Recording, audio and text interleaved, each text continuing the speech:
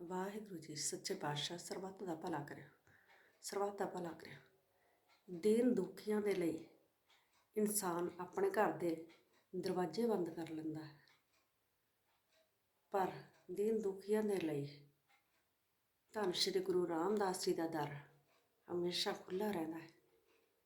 ਆਪਣੇ ਦੁੱਖ ਦਰਦ ਧੰਨ ਸ਼੍ਰੀ ਗੁਰੂ ਰਾਮਦਾਸ ਜੀ ਦੇ ਦਰ 'ਤੇ ਲੈ ਕੇ ਜਾਓ।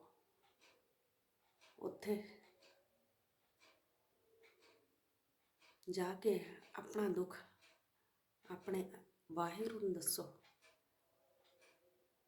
ਜੋ ਸਾਰੇ ਜਗਤ ਦਾ ਪਾਲਣਹਾਰ ਹੈ, ਜੋ ਸਾਰੇ ਜਗਤ ਦੀ ਰਾਖੀ ਕਰਦਾ ਹੈ। ਆਪਣਾ ਕੰਮ ਹੈ ਗੁਰਬਾਣੀ ਨਾਲ ਜੁੜਨਾ, ਨਾਮ ਜਪਣਾ, ਸ਼ਬਦ ਗੁਰੂ ਨਾਲ ਜੁੜਨਾ। ਸੋ ਸ਼ਬਦ ਗੁਰੂ ਦੇ ਨਾਲ ਹਮੇਸ਼ਾ ਜੁੜ ਕੇ ਰਹੀਏ, ਗੁਰਬਾਣੀ ਦੇ ਨਾਲ ਹਮੇਸ਼ਾ ਜੁੜ ਕੇ ਰਹੀਏ। ਵਾਹਿਗੁਰੂ ਜੀ ਸੱਚੇ ਪਾਤਸ਼ਾਹ ਸਰਬੱਤ ਦਾ ਭਲਾ ਕਰਿਓ, ਸਰਬੱਤ ਦਾ ਭਲਾ ਕਰਿਓ ਜੀ। ਵਾਹਿਗੁਰੂ ਜੀ।